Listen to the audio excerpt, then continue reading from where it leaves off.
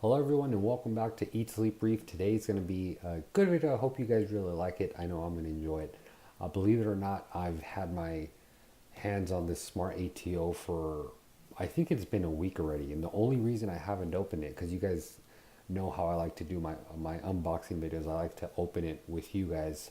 So I don't want to ruin the spoiler. And you can see the seal is literally still on this thing. There's no tape over it. That is the seal from the factory. And I've had this for about over a week, and the reason I haven't opened it is because I want you guys to share the same experience with me on the install. So we are going to be doing a video on the Smart ATO. Now, there's not a lot of videos I see out there on this specific product. There's a lot of ATOs out there. I'll just name two of the top names I tend to see a lot. Actually, there's three now. Tunze is a really good one. JBJ is a really good one, and then now there, excuse me, there is the Apex. I forget the exact name they call it, but Apex makes one now. And obviously, if money's not an issue, I would say go with the Apex. If money is an issue, I would say go with the JBJ. And if you're looking for something in the middle, you either have this option or you have the Tunze option. The reason I don't like the Tunze versus this one is because, as far as I've seen, the Tunze, I think the timer is set to 5 minutes. So if the water is running for 5 minutes after, or wait, how can I better explain that? So if the timer goes for more than 5 minutes of what it typically runs, it'll shut off till after the 5 minute mark, which for a tank the size, 5 minutes is quite a bit of water volume that can go in it. And that would surely be an overflow situation, which wouldn't be good. This Smart ATO, when you first start it up, it recalibrates itself, and it's based off the first fill from when you turn it on every time. Let me set an example for you. So if I was to plug this thing into power right now, right, and the level falls, let's say in the next hour, and it fills it up for, I'm just throwing numbers here, let's say it fills it up for 10 seconds, it'll typically not run for more than, I think, 10 seconds above that. So I think this thing will never run for more than 25 seconds based upon the numbers I just gave you. It has a smart feature where it knows how much it pumped in that first time, and it uses that first time as a reference point. And that's every time you plug it into power. It's not like the very first time you plug it in and it has the memory. It's every time you plug it into power. So if I was to unplug it from the power and put it back in, that would be again a starting point for it. So it's very adaptive. It does learn, and that's kind of why I enjoy it. Not to mention it's absolutely small. You can see here, this is a penny, and it's literally that size. This thing is really, really, really small.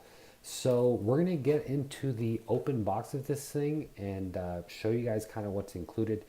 I have been running this on my JBJ 45 for almost a year already with zero issues, zero complaints whatsoever.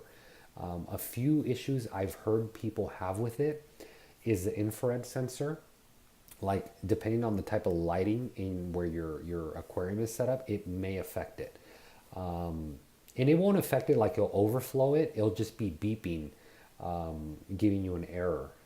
That's pretty much it. But I've never had that issue. I've always, I've turned on all my lights, opened the blinds, and just never experienced that issue. So I can't speak for that. Maybe it was on someone's specific unit that had that issue. Like I said, I can't speak for it as I have never had that issue. So let's get a knife and let's open this bad boy up and show you guys what's inside. Okay, so here we go now. As I open this bad boy up, the first thing I want to cover is kind of the little marketing on the box itself. So it says quick security technology, no moving parts to fail. Obviously it is an infrared sensor, so you don't have to worry about coralline, algae growing up on it, a snail getting trapped in it. It just doesn't work like that. And that's also kind of why I get away from the mechanical ones, because I know there's really no moving parts to fail here. It's all electronic. Integrated magnetic mount, which is a plus, makes it very easy to install. Here you can see the optical sensor, kind of the dimensions on it. It's like I said, it's very small. I wouldn't be worried about the issue at all. Kind of here what's included, we're going to be able to see that. And then here's kind of how they recommend you to install it. And now they do offer you with the little siphon break little thingy. I don't know what it's called, but it pretty much breaks siphon. And the only reason you would need this is if your water reservoir is, in this case here, you can see in the picture, if it's higher than what it's filling up, because obviously the gravity is going to want to push down to make them both equalize. So that's the only reason you would need a siphon breaker, I'm going to call it for today's video. It's not necessary. It's only if your water line is higher than your sump water line. So that is that. So let's crack it open. Like I said, you can see original seal from the very first time. For you guys that don't believe me, look at it. And then here we go. And trust me guys, I've been wanting to open this bad boy up for a while. It's been over a week I've been staring at it. And the retail on this bad boy I think is like 119 bucks. So it's very affordable considering you get everything with it. You get the hose line, you get the pump, you get the sensor, you get everything. The thing I don't like about the JBJ one, yeah, it's like 70, 80 bucks, but you still need to get the pump, you still need to get the hose, you need to get everything for it. So at the end of the day, it ends up costing you about the same as this, maybe like 10 bucks cheaper. So in my opinion, I think this is a lot better option. So you have here the power supply. Let's open the power supply up to get you guys an idea of how it looks. So here's the power supply. It's not a big bulky one that takes up a lot of room. I actually do like this layout because it doesn't take a lot of room at all. You can see here. So we have that. And then we also have the pump. So this is a little pump. You can see the little siphon break thingy right there. It's a very small pump. I believe the motor inside is a brushless motor, so it's very efficient. For you guys wondering out there, I'm sure Smart ATO or Aqua, whatever the brand is of this thing, they're not gonna like this, but I'll give it to you guys anyway.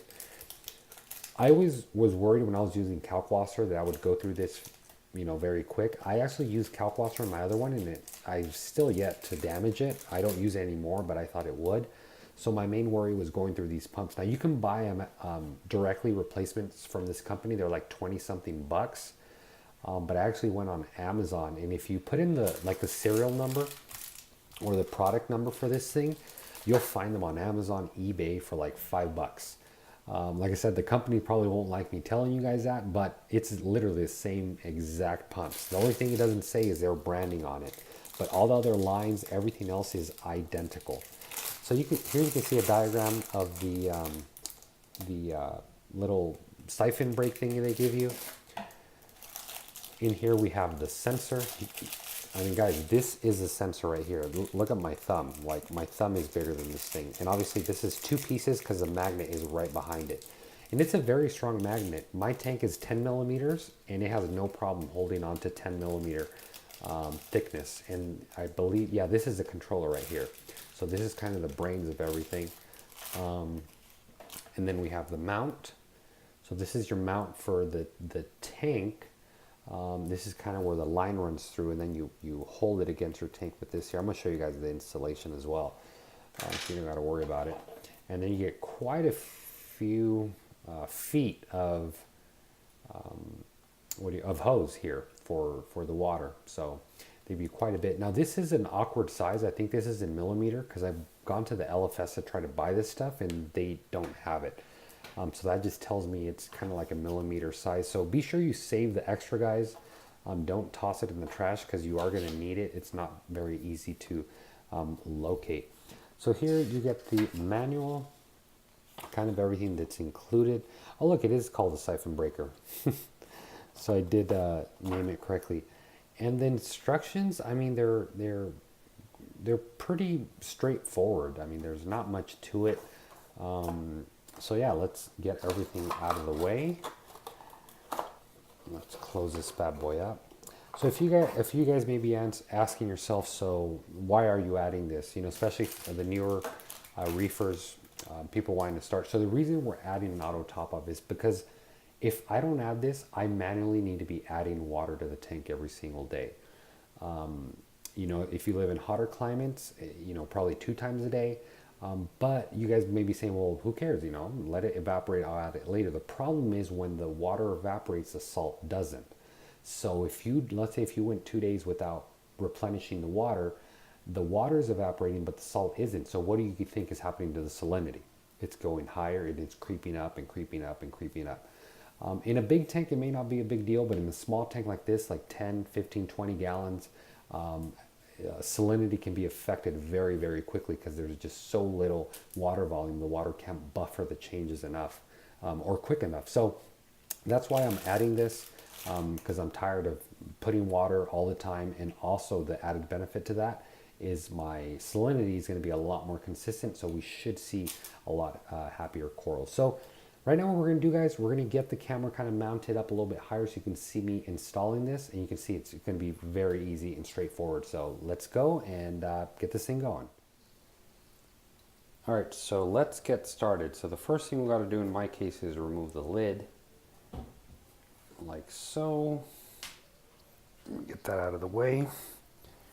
And then the next thing we're going to do, actually, what is the next thing we're going to do? We are going to, here, okay, let's take the sensor out of its little baggie. It's been about a year since I did the one on the JBJ, so here you get to see I believe the controller's in here. I don't think it's in the sensor. I know a little bit about electronics, but not too much.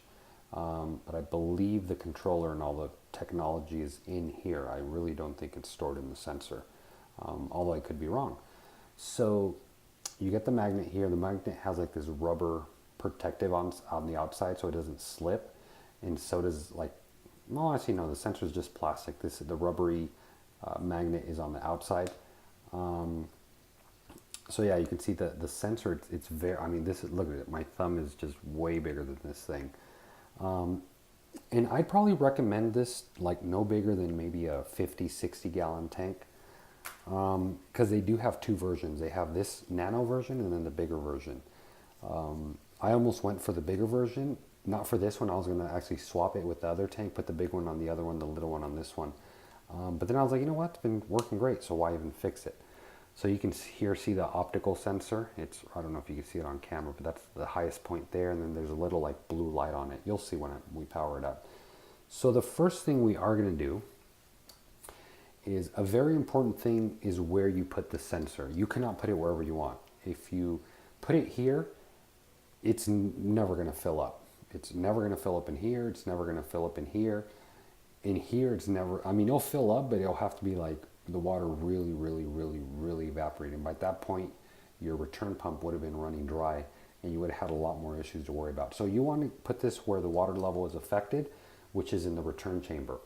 The easiest way to know it's a return chamber, it's where your return nozzles are probably coming out of. So in my case, it is right here. So I got to plant this guy right there. Make sure this side doesn't get wet. So I'm gonna just drop that. Okay, it's a little bit hard to see how I mounted it, but you guys saw it's very straightforward. The very first time I'm installing it, and this is what I recommend for you guys, your very first time, like right now, set it really low, like about that much below the water line. Last thing you want to do is plug it in and just start throwing water automatically. Also, a very good tip I want to give you guys, before you start doing anything, measure your salinity. So make sure your salinity is where you want to have it and make that your starting point. Obviously, if your salinity is too low, add more salt water in it. Take out a little bit of water. You can add more salt water in it. I don't recommend adding salt, although I'll be the first to tell you guys that I've added direct salt to my tank, but add it in your return chamber, guys. Don't add it directly in the tank. So at least you give it a little time to mix. And believe it or not, within like 10-15 minutes, you'll see the result of the salinity start coming up. And if your salinity is too high, just add RODI water. So be sure you set your salinity just so this thing can obviously start holding at the salinity that you want it to be holding, if that makes any sense. So the next thing we're going to do is we have here this hose. So I want to undo this guy. Take out all these little tie things. So in the meantime, while I'm out doing this, you guys can see there, I've added quite a bit of coral to this tank. And believe it or not, guys, I've been testing out a method with this tank. It's running, as you can see, no skimmer, only mechanical filtration. I do absolutely no dosing. I do no water changes. And I only have one fish in there. I think that's the biggest issue a lot of us do. We want to have a simple tank with no maintenance, but yet we want to have 30 fish. I mean, that's just not going to fly. It's not going to work like that. So in this tank, I'm doing mainly corals. There's only one fish in there to kind of keep the poop going, keep everybody, all the nutrifying bacteria eating and have something to eat. But yeah, so I'm actually following the rules, not adding pretty much other than one fish in here, and trying to see how far I can get away with this method. So far it's working out, but I'm going to save it for another video, as today that is not what we're talking about. So this is your line. And do you guys remember that little mount we saw? This little mount. So what you want to do is unscrew this thing. Not all the way, you don't want it completely falling out. So this guy's going to clip on the tank. And actually it's going to be a little bit hard because this has like a little rim. So here, let me test fit this. Oh shoot. So I'm going to have to probably cut into the plastic so it can go down flush all the way, or I just realized this. So it may be a little bit hard for you guys to see exactly what I'm talking about, but let me try to explain it the best I can. So this tank has like a little step right here on the inside. That's what causes my screen guard not to fall. It's this little lip, and most rim tanks like this with the bracing have that little lip. So, oh look, it actually did hold. So you know what? It may actually work. So imagine this being the lid. It's hitting like that. It's obviously not letting it go down. So what I was thinking of doing is coming in with something really hot, like a screwdriver, just heat it up with like a torch and just melt it away. And then that'll allow it to kind of slip in the middle of that lip that it has like that. So by me slitting it, you can see it'll be able to go down. But it may actually work like this, believe it or not. It's actually holding on. Well, see, it's too flimsy. I'd hate for this thing to fall off and then me come home and be water everywhere. So you know what? I am going to have to cut it. But kind of the way this goes on, you put this here like that. It's press fit. And this will be the holder. And obviously the end of this, don't cut this yet until you know where you're going to put your reservoir for the water. But just for the sake of video. Oh, actually, you know what? Oh, look at that. It actually worked perfectly for this tank. So my tank used to have a lid right here. You guys can see. So this mount for the lid actually is perfect. Look at it. It goes like way more than halfway down. So that should be plenty to tighten it down. Let me get it here.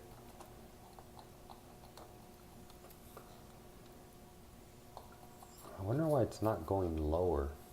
Oh, I know why it's not going lower, because there we go. That's lower. So you can see there it's solid. Believe it or not, I may still cut into it because I just really want it to go a lot lower.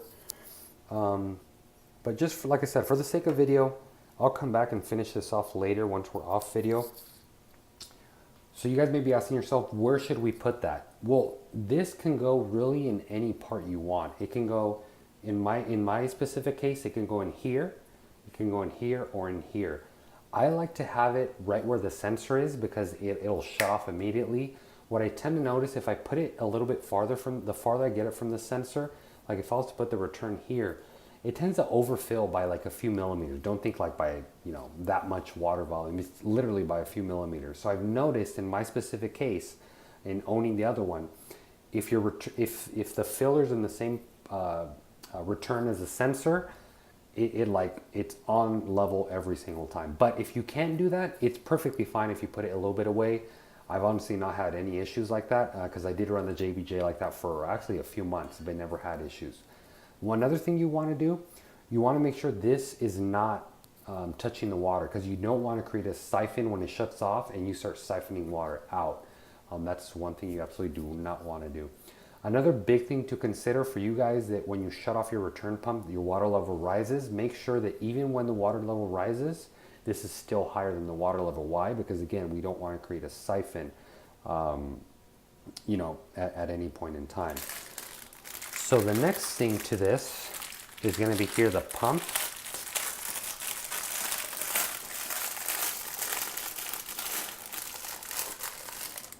So here we got the little brushless pump, and I just realized something. I bought, it's a little bit hard to see, but I got this container specifically for this, and I'm sure you see the problem right now. Right? The cap, this is like way bigger than the whole container, so I'm not gonna be able to use it.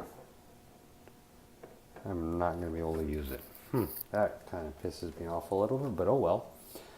Lesson learned. So yeah, so make sure it fits within the cap. This I was gonna put right behind the tank like this. Let me show you guys. It's very discreet. You absolutely can't see the reservoir at all. I didn't want to have a big old jug on the bottom just because I want it to be as discreet as possible. So I'm gonna have to go back to the drawing board, but that's not gonna stop the video. So once you have your container, obviously this is gonna sit in your container. It has little suction cups just in case you want it to hold onto the bottom. It doesn't matter what container you use, guys. You can use a 5-gallon jugs. That's what I do for my JBJ. You can also go to like Target, Walmart, Home Depot and buy like a trash can with a lid, a small trash can, obviously nothing too big. The reason I say with the lid, because you don't want any debris falling in your standing water, your RODI. I mean, if it did, nothing's gonna happen. If you want to get really, really, really creative, and believe it or not, I almost thought about this. This decoration here, right next to the tank, I almost made this a reservoir. The only problem with this is, one, I don't know what chemical or paint is on this thing. I don't know if it deteriorates, so that's why I'm not using it. I'm sure if you had like a porcelain one, you can use it. And the main reason why I'm not going to use it is, I mean, I'd have to be filling this thing every other day. So I mean, it would be a good contender. You can see it fits in there no problem.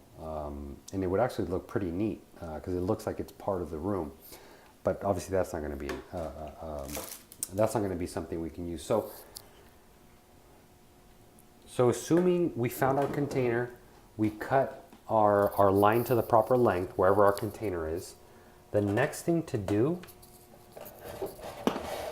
is going to be to power everything up. Obviously, I can't power it up today, guys, because like I said, it's not going to fit in my container. But what you're going to do, you're going to grab your power supply. Remember, this is assuming you got your pump set up, your reservoir, wherever it is you're going to have it. You have all your lines set up, everything's good to go.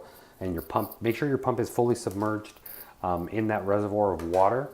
And remember, guys, you want to do RODI, you do not want to do salt water. The next thing you want to do, or the last thing you want to do is be topping off your tank with salt water, because again, you're just going to increase the salinity because the only thing that evaporates is water, not the salt. Salt's just too heavy to evaporate. But anyways, when you look at the controller, you're going to see where it says power and pump. Power and pump, and that's very straightforward. Obviously the power is your power supply, like this. Oh, oops. In here. And your pump, which would be this bad boy. Remember, that's already submerged. Just imagine that's already submerged in my container, and you plug that into there. And then that's done. And then you mount this wherever you want to mount it, clean up all your wires, and you're good to go. One thing I do want to mention, don't force these plugs, because if you look here, the pins are actually two different sizes. This one's like a 1.52 millimeter, or actually no, that's probably like a 1.5 millimeter. That there's like a 2.0 millimeter. So if I try to force this guy in there, it's not going to work, and you're just going to bust it. You can see it fits in this one very easily, and this one it's just not going to fit. So be sure you pay very close attention to that. So what I'm going to do is get the camera mounted back on the bottom again. We're going to kind of finish this video looking at the tank so we can admire it and just kind of take it from there. All right, guys, so this is the look at the tank. You may see it's kind of blue. I'm honestly really lazy to go grab my filter. My Aquarius clip. For you guys out there wondering, if you look at my Instagram posts, like, how does this guy post those pictures? Like, the tank looks so natural, like it doesn't look blue. It's the Aquarius clip. It actually really helps out on the pictures, videos, whatever you do. Makes the tank really, really nice and makes the blues not drive your phones or cameras crazy. So be sure you get that. But anyways, going back to the video, that's pretty much it, guys. Obviously, I couldn't show you guys me putting the pump in the container because this pump is bigger than the cap I had. So that's not going to work. I'm going to have to go back to the store another day for a bigger container. But yeah, you know, before you power everything on, make sure this guy's fully submerged. Make sure your sensor, remember, make sure your sensor is a lot lower than the water line so it doesn't start up right away. And then just once it's on, just creep it up slowly until it starts feeding water or until it's at the level you want it. And that's pretty much it. You're going to be able to adjust the water level down the road if you want to move the magnet. So that's going to be very simple to do. And then you just plug it in and you're good to go. So if you guys have any questions, comments, or concerns, please leave them down in the comment box below. If you guys aren't subscribed to the channel, be sure to subscribe. If you are subscribed and haven't hit the bell to get an instant notification when I upload a new video, be sure to do that, guys. And yeah, if you guys like the video, let me know in the comments, guys, if you guys enjoyed it. Also, I'd love to hear from you in the comments. What auto top-off are you using? That's going to be it for today. I think I covered just about everything. I really thank you guys for watching, especially you guys that watched it to the very end. Be sure to follow me on Instagram. As always, guys, thanks for watching. Happy reefing.